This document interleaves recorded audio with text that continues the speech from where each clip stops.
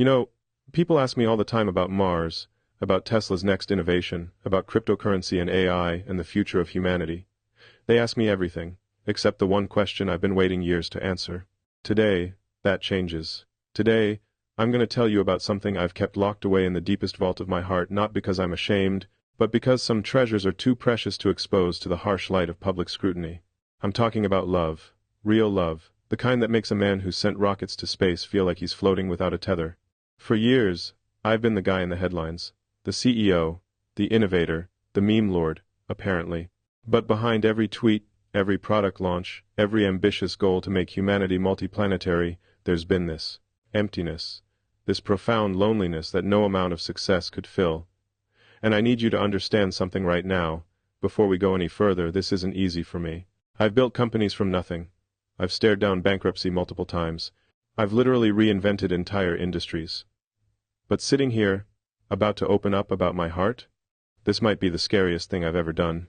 Let me take you back. 3 marriages, 3 divorces. You'd think after the first one, I'd have figured it out, right? But no. Each time, I thought I had cracked the code. Each time, I believed that somehow, this time would be different. And each time, the world watched, as another chapter of my personal life became tabloid fodder. Do you know what it's like to have your most intimate moments dissected by strangers? To have your failures in love analyzed like quarterly earnings reports? It's brutal. It's dehumanizing. And after the 3rd time, after Grimes and I went our separate ways, I made myself a promise. I was sitting alone in my Boca Chica facility at 3 a.m., because that's when I do my best thinking, when the world is quiet, and it's just me and the stars. And I said to myself, Elon, if there's ever a next time, if love ever finds you again, you're going to do it differently. You're going to protect it, guard it, keep it sacred. Because the moment you let the world in, the moment you let millions of people have opinions about something as delicate as 2 hearts trying to find each other, that's when everything falls apart. But here's the thing about promises made at 3 a.m. in rocket facilities: they're easy to make when you're alone, when it's just you and your thoughts, and the cold reality of your isolation. What I didn't know then, what I couldn't have possibly understood, was that life had other plans for me. That someone was coming who would challenge everything I thought I knew about love, about vulnerability, about what it means to truly let another person see you. Now, I need to tell you something that very few people know about me. Behind all the bravado, behind the confident tweets and the ambitious announcements, there's a kid from Pretoria, South Africa, who got bullied so badly he ended up in the hospital. A kid who retreated into books and computers because machines made sense in a way that people never did. A kid who watched his mother work 5 jobs to keep food on the table after she left an abusive marriage. My mother, Maye, she's my hero, not because she's a successful model and dietitian now, but because she chose herself. She chose us, her children, over staying in a situation that was killing her spirit slowly. That takes a kind of courage I'm still trying to understand. And every relationship I've been in, I've carried that with me, this template of what strength looks like. This impossible standard. How do you find someone who matches that kind of resilience? How do you find someone who sees past the billions and the businesses and the public persona to the actual person underneath?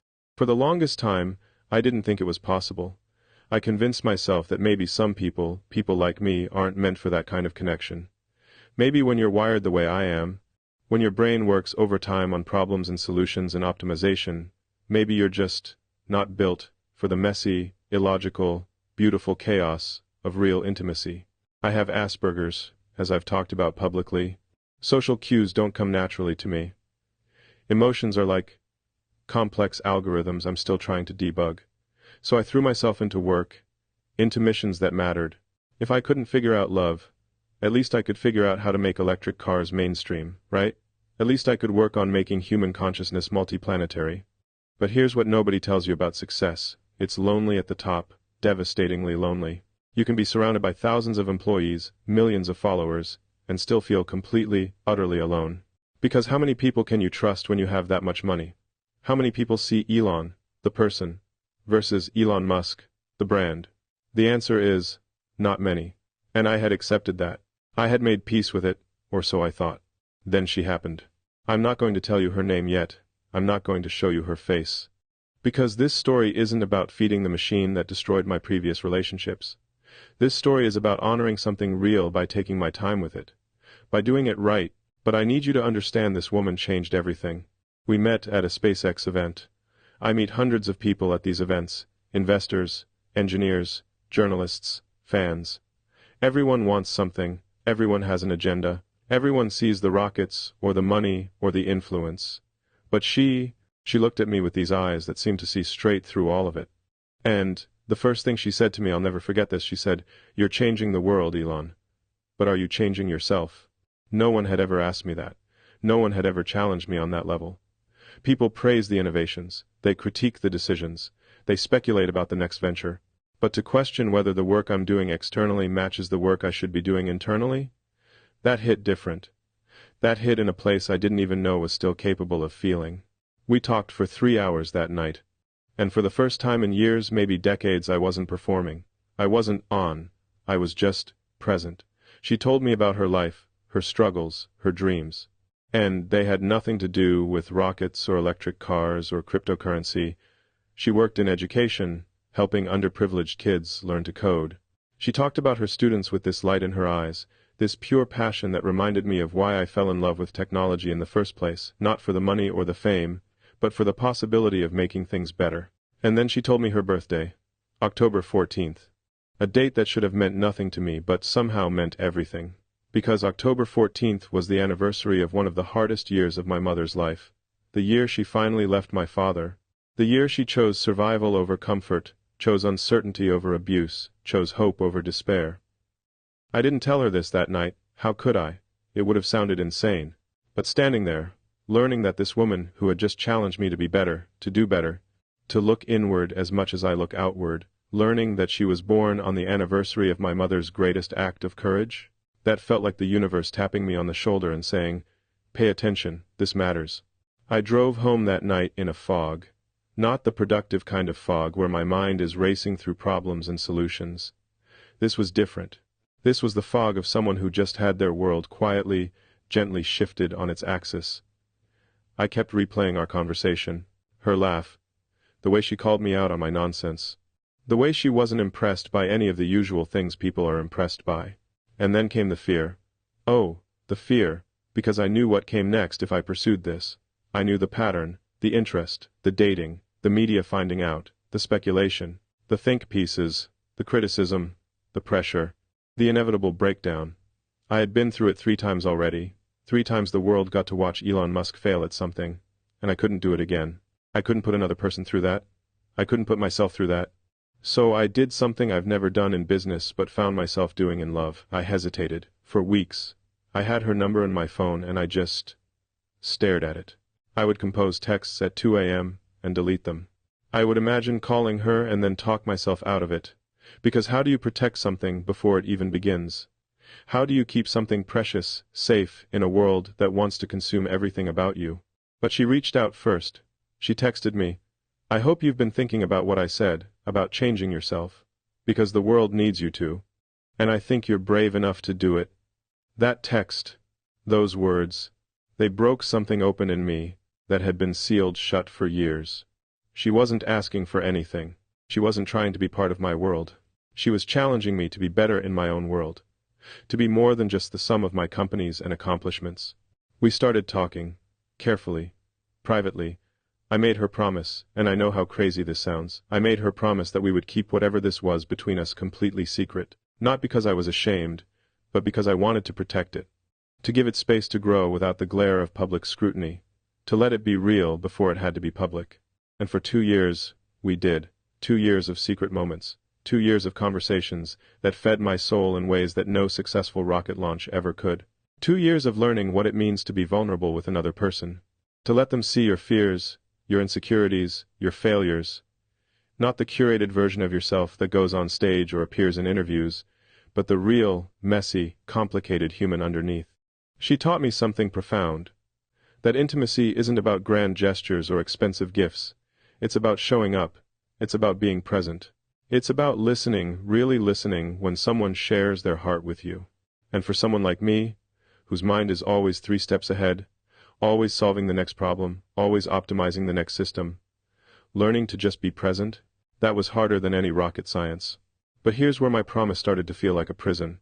Because as our connection deepened, As I realized this wasn't just another relationship but potentially the relationship, the hiding started to hurt. I couldn't talk about her to friends, couldn't share my happiness, couldn't post about the moments that made me feel most alive. I was protecting our love by keeping it secret, but I was also denying it the oxygen it needed to fully flourish. And she felt it too. She never complained, never demanded I go public, but I could see it in her eyes sometimes, this sadness that came from being someone's secret, from being loved in the shadows. No one wants to be hidden, no matter how noble the intentions. Everyone wants to be chosen, proudly and publicly. So now I'm standing at this crossroads. And her birthday is coming. A birthday that's already significant because of what it represents in my family's history. And I have to decide, do I continue protecting our love by keeping it private, or do I honor it by finally bringing it into the light? And that decision could cost me everything. But maybe some things are worth the risk. I want to tell you about the moment everything changed. The moment I knew this wasn't just another person passing through my life, but someone who could actually see me. Really see me. Not Elon Musk, the CEO, not the guy with the rockets and the cars and the controversial tweets. Just Elon. The person I am when no one's watching. The person I've spent most of my life hiding because showing him felt too dangerous. It was our third conversation. We'd been texting back and forth for about 2 weeks after that initial SpaceX event, and I finally worked up the courage to ask her to dinner. Nothing fancy. I specifically chose a quiet place where I wouldn't be recognized, where we could just talk without interruption. I remember being nervous, actually nervous, like a teenager on a first date, me. The guy who's pitched to some of the toughest investors in the world, who's negotiated billion-dollar deals, who's stood in front of thousands defending impossible visions. And I was nervous about dinner with one person. We sat down, ordered food, she got pasta. I barely touched mine because I was too focused on our conversation, and then she did something that completely disarmed me. She looked me straight in the eye and said, "So tell me about your childhood, not the official version, not the story you tell in interviews, tell me what it was really like." And I froze. Because nobody asks that. People ask about PayPal, about Tesla's founding, about SpaceX's first successful landing. They ask about the future, never about the past. Especially not that past. But something in her eyes told me she wasn't asking out of curiosity or for gossip. She genuinely wanted to know. She wanted to understand where I came from so she could understand who I am. So I told her. I told her about growing up in Pretoria, about being this weird kid who was obsessed with computers and science fiction when everyone else was into sports and socializing. I told her about the bullying and not the sanitized version I usually share, but the real truth of it. How they beat me so badly once that I was hospitalized. How my nose was broken and never healed quite right. How I learned early that the world can be cruel to people who are different, people who don't fit into neat little boxes. And then I told her about my mother, about May, about how she was this absolutely stunning model and dietitian who could have had any life she wanted, but she chose to stay with my father for years because she believed in family, in commitment, in making things work, until she couldn't anymore. Until staying became more dangerous than leaving. I was young, but I remember the fear in the house, the tension. The way my mother would try to shield us from it all, while carrying this impossible weight on her shoulders. The year she left, 1979, I was 8 years old. That was October. Specifically, mid-October. The details are a bit fuzzy, because trauma has a way of blurring timelines, but I remember it was around her birthday, around the time when things should have been celebratory but instead everything was falling apart. She left with 3 kids, no money, and more courage than I've ever seen in any boardroom or negotiation. She worked 5 jobs simultaneously. 5. Modeling, dietitian consultations, teaching, research, whatever she could find. Some days she'd work 15, 16 hours just to keep us fed and clothed. I watched her do that. I watched her sacrifice everything, her comfort, her rest, her own happiness for us. And I learned something fundamental about strength. It's not about never falling. It's about getting back up when everything in you wants to stay down. It's about choosing life, even when life has been unbearably hard. My mother did that. She chose herself, chose us, and built a life from nothing. So, when this woman sitting across from me at dinner told me her birthday October 14th, my heart literally stopped. I didn't say anything in that moment. I couldn't. The coincidence was too overwhelming, too profound. Here was someone who challenged me to be better, who saw through all my defenses, who wanted to know the real me, and she was born during the anniversary of the hardest and most transformative period of my mother's life. The period that taught me what real courage looks like. I must have gone quiet because she reached across the table and touched my hand. "Are you okay?" she asked, and I realized I had tears in my eyes. Me. I don't cry. I've trained myself not to cry because crying felt like weakness, and weakness felt like an invitation for the world to hurt you more. But sitting there, feeling her hand on mine, something cracked open. I'm more than okay, I told her. I'm exactly where I'm supposed to be. She smiled, then this beautiful, genuine smile that had nothing to do with my money or my status, and said, "Good. Because I need you to understand something, Elon. I'm not here because you're successful. I'm not here because you're famous. I'm here because, when you talk about making life multiplanetary, I hear someone who fundamentally believes in human potential, and I think you've forgotten to include yourself in that belief. You think everyone else deserves a second chance, a better future, hope, but you don't think you deserve those things personally. Especially not in love." She was right. God, she was so right, it hurt. I had spent years, decades, pouring everything into these missions, these companies, these visions for humanity's future. But my own future? My own happiness? I had written that off. 3 failed marriages felt like a clear message from the universe. This isn't for you. Focus on what you're good at. Focus on the work. But she wasn't accepting that narrative. She looked at me with these eyes full of compassion, and challenged this perfect combination of softness and strength that reminded me so much of my mother, and said, "You're allowed to be happy, Elon. Not just professionally accomplished. Not just successful. Actually happy. With someone. Do you believe that?" I didn't know how to answer, because honestly, I didn't believe it. Success in business had never translated to success in love for me. Every relationship started with hope and ended with headlines. Every time I opened my heart, the world found a way to critique it, analyze it, turn it into content. My relationship with Tallulah, we actually got married twice, because we thought maybe we just did it wrong the first time. How desperate is that, how heartbreaking. And then with Grimes, trying to blend these two completely different worlds, co-parenting in the public eye, having our son's name become a meme before he was even a year old. I had data, years of data, and the data suggested I was fundamentally incompatible with successful romantic relationships. So I had optimized my life around that reality. Work harder, build bigger, dream larger. If I couldn't have personal happiness, at least I could have purpose. But this woman sitting across from me, holding my hand, seeing me in a way no one had in years, she was challenging that entire framework. She was suggesting that maybe the problem wasn't me, maybe the problem was how I'd been approaching it. Treating love like a business deal, trying to optimize for success instead of just being present. Being vulnerable, being real. "I want to tell you something," I said, and my voice cracked a little. "My condition, Asperger's, it makes all of this so much harder. I don't read social cues well. I miss emotional signals that are apparently obvious to everyone else. My ex-wives used to get frustrated because I'd be thinking about a rocket design during dinner, or I'd solve a work problem in the middle of an argument because my brain literally can't not solve problems when they present themselves. I'm not easy to love. I know that." She squeezed my hand tighter. "Elon, do you know what I do? I work with kids who learn differently, kids who don't fit into traditional educational boxes. Kids who think in patterns and systems and logic when everyone around them is speaking in emotion and intuition. And do you know what I've learned? Those kids aren't harder to love. They just need to be loved differently. In ways that honor how they're wired instead of trying to force them into neurotypical molds." Something in my chest loosened when she said that. Because she got it. She understood that I wasn't broken, just different. That my brain, which could solve incredibly complex engineering problems and see patterns others missed, wasn't deficient, it just operated on a different operating system.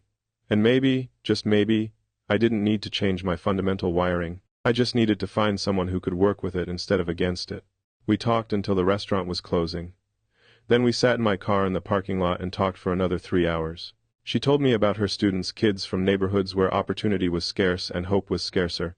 Kids who reminded her why education matters, why one person believing in you can change your entire trajectory. She talked about this one student, Marcus, who everyone had written off as a troublemaker. But she saw past the behavior to the brilliant, scared kid underneath, who just needed someone to see his potential. "That's what I see in you," she said as the sun was starting to come up. "Everyone sees Elon Musk, the icon, the disruptor, the genius, or the madman, depending on who you ask. But I see someone who's scared, someone who's been hurt, someone who's protecting himself by hiding behind these massive missions and public personas. And I get it, but Elon, You can't hide forever. At some point, you have to let someone in. Really in. Not just into your schedule or your space, but into your heart. I wanted to argue. To explain all the reasons why that was dangerous, why vulnerability had only ever led to pain. But I couldn't. Because looking at her as dawn broke over the parking lot, I realized I wanted to try. For the first time in years, I wanted to risk it. Risk the hurt, risk the failure, risk another public disaster. Because not trying, not taking this chance, that felt like a greater loss than any divorce could ever be. So I made a decision right there. I told her, I want this, I want you. But I need to do it differently this time. No social media announcements, no public appearances, not yet.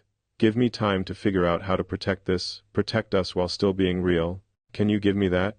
She was quiet for a long moment, and I could see the conflict in her face, the part of her that wanted to be chosen publicly, proudly, and the part that understood why I was asking for privacy. Finally, she nodded. I can give you time.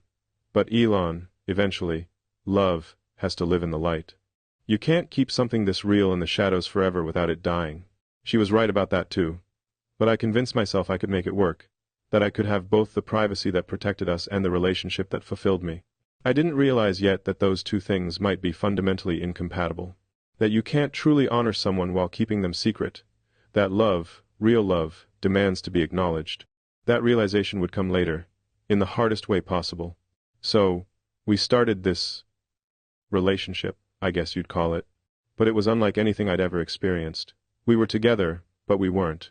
We were in love, but invisibly.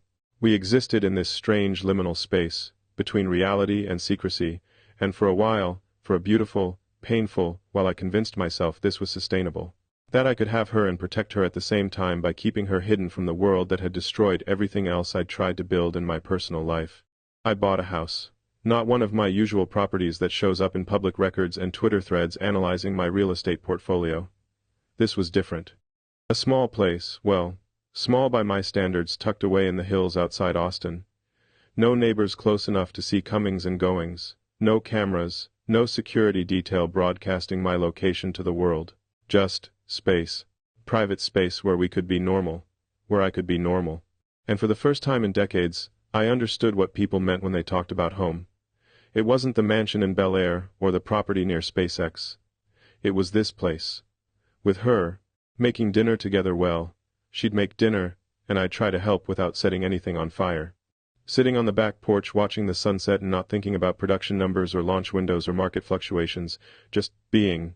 Existing in the moment with another person who made existing feel like enough. Her birthday was approaching, October 14th, and I became obsessed with making it perfect. Not perfect in the way I'd done things before throwing money at problems until they looked solved, but genuinely, meaningfully perfect. I wanted to give her something that no amount of wealth could buy. Something that showed I understood her, saw her, valued her for who she was, not what I could make her into. So I started planning, and the more I planned, the more insane the idea became, but also, the more right it felt. I bought an island. Yes, I know how that sounds. Billionaire buys island is probably the most cliché headline possible. But hear me out. This wasn't about flexing wealth. This was about creating a space where she could have the one thing I'd never been able to give anyone: complete, total privacy. A place where we could celebrate her birthday without paparazzi hiding in bushes. Without long lenses capturing intimate moments that would be dissected on social media by morning, without the performance of being Elon Musk's partner. The island was small, off the coast of a country I won't name because that would defeat the whole purpose. Undeveloped except for one small house. No internet. I had to physically disconnect, which was harder than you might think for someone whose brain is constantly plugged into information streams. No phones, no outside world. Just us, the ocean, and time. I flew her there on her birthday. Blindfolded her on the helicopter ride because I wanted the reveal to be perfect. And when we landed, when she took off the blindfold and saw where we were, this pristine beach, crystal water, complete isolation, she cried. Actually cried, but not happy tears. At least, not entirely happy tears. Elon, she said, and her voice was shaking. This is the most beautiful, extravagant, thoughtful thing anyone has ever done for me. But do you realize what this is? You've literally bought us an island to hide on. You've created the most expensive prison in the world. That hit me like a physical blow. Because she was right. I had spent millions of dollars to build a more elaborate hiding place. I had taken the thing that made us special, our privacy, our protection, and I'd scaled it up to its most extreme, absurd conclusion. An island. A literal island where we could be together but completely cut off from the rest of reality. We spent 3 days there, and they were some of the best and worst days of my life. Best because we were together, truly together, in ways that felt impossible in the regular world. We talked about everything. Our childhoods, our fears, our dreams. She told me about losing her father to cancer when she was 16, how she watched him waste away, how she held his hand at the end, how that loss shaped everything she became, how it made her value time above all else, presence above all else. Being real with people while you still can, because you never know when you can't anymore. I told her things I'd never told anyone. About the night I almost gave up on SpaceX after the third failed launch. We were out of money, out of time, out of options. I sat alone in my office. It wasn't even really an office, just this shitty rented space, and I thought, what if I'm just delusional? What if I've wasted hundreds of millions of dollars chasing an impossible dream?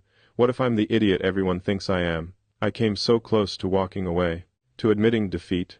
But something in me, that same stubborn, probably on the spectrum refusal to accept that the math doesn't work when I know it should, kept me going. One more try, one more launch, and the fourth one succeeded.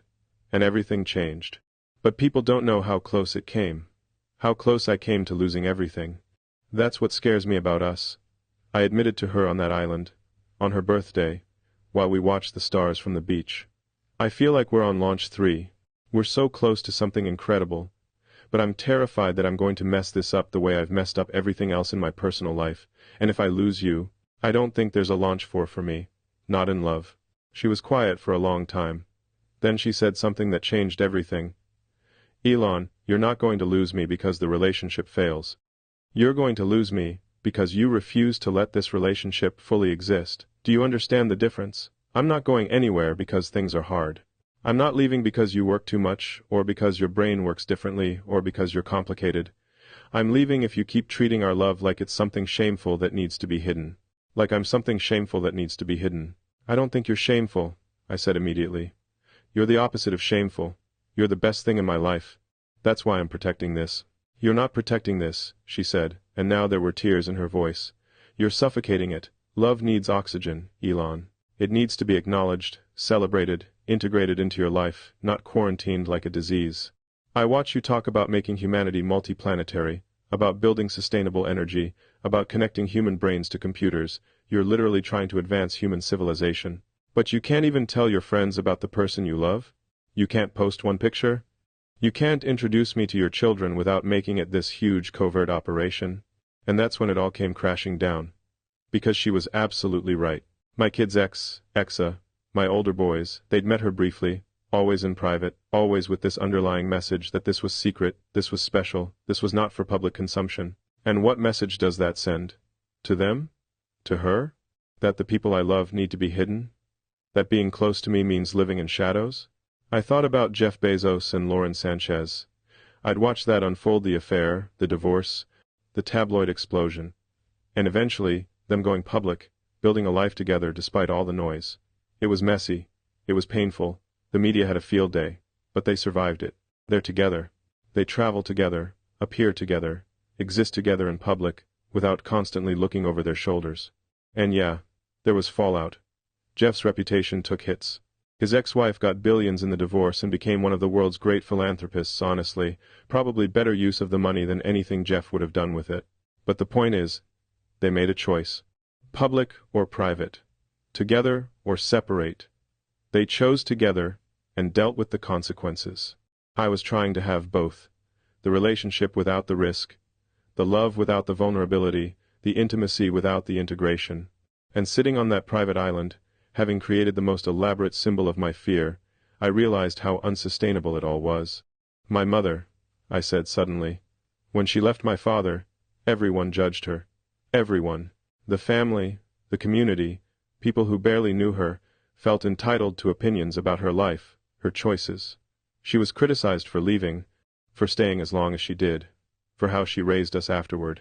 There was no winning, but she did it anyway. She chose the life she needed, despite what everyone thought.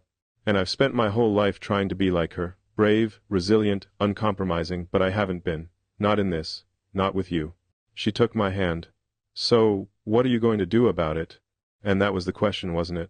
What was I going to do? Keep hiding? Keep building more elaborate privacy solutions? Buy more islands? More secret houses? More spaces where we could exist separately from my public life? Or actually be brave? Actually risk something real? I don't know, I admitted, because going public, you don't understand what that means. The paparazzi, the think pieces, the conspiracy theories, people will dig into your entire life.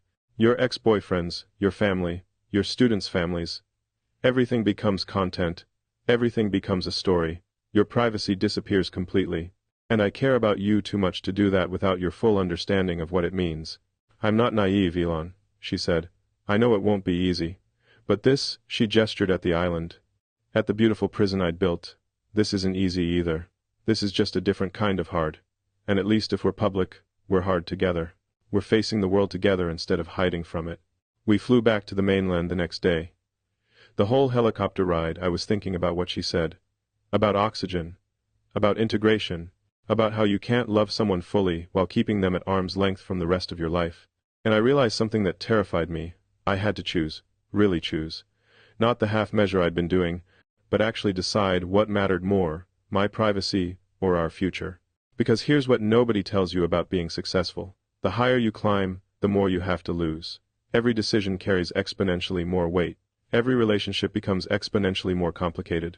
When you're worth hundreds of billions of dollars, when your companies employ hundreds of thousands of people, when your tweets move markets, you stop being just a person. You become a liability. You become risk. You become something to be managed. And I had been managing my personal life, the way I manage my companies, with extreme caution, strategic planning, risk mitigation. But you can't manage love. You can't A/B test a relationship. You can't minimize risk without also minimizing reward. At some point, you have to just jump, trust. Hope that the fourth launch works, even though the first three failed. My kids asked me once, it was X, actually, my oldest with Grimes, he said, "Dad, why can't you just be happy like normal people?" He was 5. 5 years old, asking me why I couldn't figure out something that most people take for granted. And I didn't have an answer then. But sitting in that helicopter, coming back from the island, I finally understood what he was asking. He wasn't asking why I couldn't be successful or accomplished. He was asking why I couldn't just be.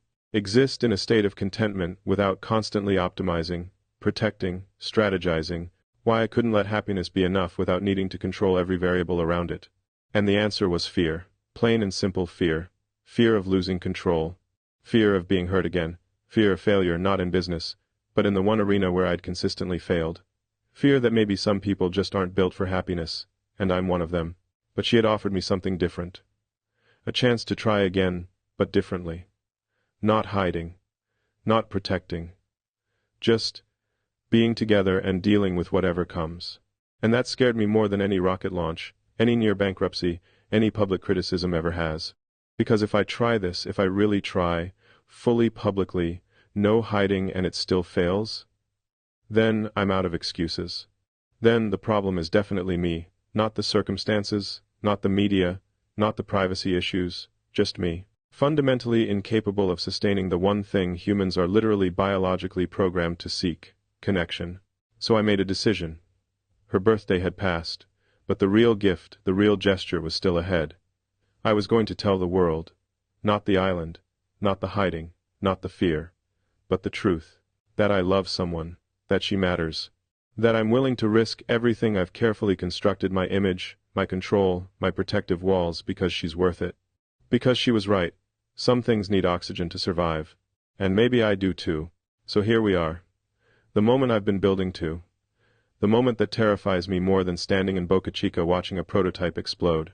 More than pitching investors when I was on the edge of bankruptcy. More than any headline, any criticism, any failure I faced publicly. Because this isn't about business. This isn't about innovation or disruption or changing the world. This is about me, just me, being vulnerable enough to tell the truth. Her birthday is October 14th. She's turning 36. And her name is something I'm still learning to say out loud, without my voice catching.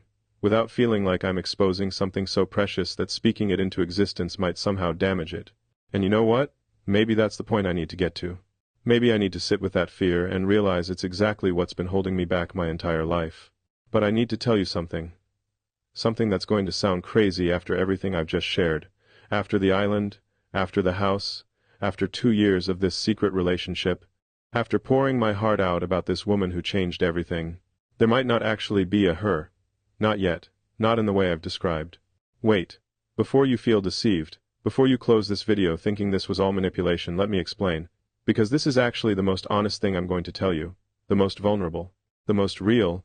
I have been in relationships, 3 marriages, other partnerships, including with Grimes, the mother of some of my children and someone I care about deeply.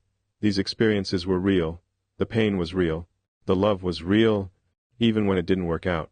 The lessons I learned, the patterns I saw, the fears I developed, all of that is true. Every word I've told you about my past, about my struggles with intimacy, about watching my mother's courage, about my Asperger's making connection harder, that's all completely real. But this perfect woman I've been describing, this relationship I've been protecting, I've been telling you about something that exists more as a possibility than a present reality, as a hope rather than a fact. And I did that deliberately because I needed you, I needed myself, to understand what I'm actually looking for, what I'm actually ready for now, what I'm actually capable of if I stop hiding behind my fears. You see, the real revelation isn't about a specific person. The real revelation is that I'm finally ready to be the kind of person who could sustain that kind of love. And that's terrifying in a completely different way. Because it means admitting that the problem in my previous relationships wasn't just the circumstances or the media pressure or the privacy issues. A huge part of the problem was me, my inability to be truly present, my tendency to optimize instead of feel, my fear of vulnerability disguised as protectiveness. I've been engineering rockets since I was practically a kid. I can tell you the thrust-to-weight ratio of a Raptor engine. I can walk you through the physics of orbital mechanics. I can solve incredibly complex problems involving metallurgy, aerodynamics, thermodynamics, but sitting with another person and just feeling what I feel, letting them see me scared or confused or hurting, that's the engineering problem I never solved. My Asperger's, and I've talked about this publicly, so this isn't new information, it means my brain processes things differently. Social cues that are intuitive for neurotypical people are like a foreign language I'm constantly translating. Emotions are data points I'm trying to analyze rather than experiences I just have. And for years, I thought that made me fundamentally broken in relationships, that I was missing some essential piece of code that allows humans to connect deeply. But what if that's not true? What if I'm not broken, just different? What if I don't need to become neurotypical to find love, I just need to find someone who understands how I'm wired and loves me anyway, or better yet, loves me because of how I'm wired, not despite it. That woman I described, whether she exists as one person or as a composite of qualities I'm looking for, or as an ideal I'm working toward, she represents something crucial. She represents me finally believing I deserve that. That I'm worthy of someone who sees past the money and the companies and the public persona to the actual person. The weird kid from Pretoria who got beat up, the son who watched his mother survive the impossible, the father who wants his kids to see him happy, truly happy, not just successful. And October 14th? That date is still significant. It's still connected to my mother's journey, to that period of transformation and courage in our family's history. But maybe it's significant now because it's a reminder that transformation is always possible. That you can leave behind what's hurting you and build something new. That courage isn't the absence of fear, it's action in the presence of fear. My mother didn't wait until she stopped being scared to leave my father. She was terrified. Single mother, 3 kids, no money, uncertain future. But she did it anyway, because staying was worse than the fear of leaving, and I think about that a lot. About how staying in my patterns, the emotional unavailability, the hiding, the treating relationships like problems to be solved, rather than experiences to be lived, staying there is worse than the fear of changing. I've been that guy who sends a text at 3 a.m. instead of being emotionally present during dinner. I've been that guy who solves a work problem during an argument because my brain literally can't not engage with problems. I've been that guy who thinks buying an island is a solution to emotional complexity. And I'm not saying I'm completely past all of that. Neural pathways don't rewire overnight, even with the best intentions. But I'm trying. I'm actually trying now in ways I wasn't before. I'm in therapy, yes. Elon Musk goes to therapy. Surprise. I'm reading books about attachment theory and emotional intelligence that would have made my younger self roll his eyes so hard they'd fall out of his head. I'm practicing being present. Actually present. Phone away. Mind, not 3 steps ahead. Just here. In the moment. With the people who matter. And my kids have noticed. X asked me last week, "Dad, are you okay? You seem different." And I realized different wasn't bad to him. He wasn't worried, he was curious. Maybe even hopeful. Because kids want their parents to be happy. They want to see you thriving, not just surviving. Not just accomplishing but actually living. So when I think about revealing a future wife's birthday, what I'm really revealing is this. I'm ready. Maybe for the first time in my life, I'm actually ready for what that means. The vulnerability. The integration. The allowing someone to be part of my actual life, not just a compartment of it. The being willing to fail publicly again because the alternative, not trying, not risking, not opening my heart, that's the real failure.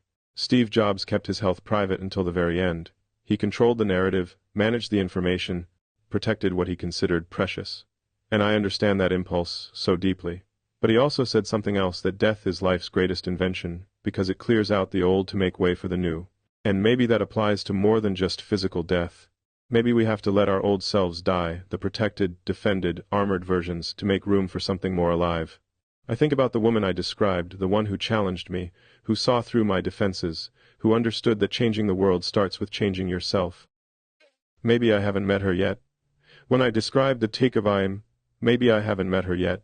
Maybe I have and didn't recognize it because I wasn't ready. Maybe she's reading this right now thinking, this guy needs so much therapy before he's dateable. And honestly, fair. But here's what I know. I'm not the same person who got divorced 3 times. I'm not the same person who thought success in business was enough. I'm not the same person who believes some people just aren't wired for happiness and I'm one of them. I'm changing. Slowly, painfully, imperfectly, but genuinely changing. And when I do meet her, or when I'm ready to truly be with someone who's already in my orbit, I won't hide her. I won't buy islands to create elaborate privacy solutions. I won't treat our love like a classified project. I'll introduce her to my kids without all the secrecy. I'll talk about her the way I talk about SpaceX or Tesla, with genuine passion and pride, not because she's an accomplishment but because she matters. I'll post that picture. I'll deal with the comments, the think pieces, the invasion of privacy, because she'll be worth it. And more importantly, I'll finally be worth it. Worth her taking that risk on me. The birthday I'm revealing isn't just October 14th. It's not just a date connected to my family's history. It's a symbol of rebirth, of becoming, of the person I'm growing into who's capable of the love I've always wanted but never knew how to sustain. And maybe that's the real story here. Not billionaire has secret girlfriend, not Elon Musk reveals romantic relationship, but person who's been broken, learns to be whole again. That's not as clickable, it's not as dramatic. But it's true. It's the truest thing I've told you in this entire video. I'm 45. I'm in my 50s now. I've built companies worth hundreds of billions. I've changed industries. I've got rockets landing themselves and electric cars outselling their gasoline counterparts. I'm working on connecting human brains to computers and making life multiplanetary, but none of it matters as much as being someone my kids are proud of.